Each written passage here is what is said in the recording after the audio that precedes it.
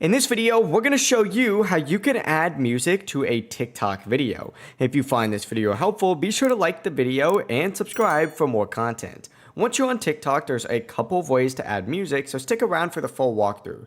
First, tap the plus icon in the bottom of the screen and tap post at the very bottom to begin. From here, you can choose to add music before recording by tapping add sound up at the very top and then searching whatever song you would like. You can also browse recommended favorites or recent sounds. And once it's selected, just go ahead and tap the scissors to choose the exact segment that you like and then hit done to add that to your TikTok. Or you can record your video first. I'm going to record a quick thing right now. Then hit the little check mark, and from here, just simply add sound again up at the very top and do the exact same thing. But that's how you can add music to your TikTok videos. If you have any questions, let us know down in the comments below, and remember to like and subscribe for more videos.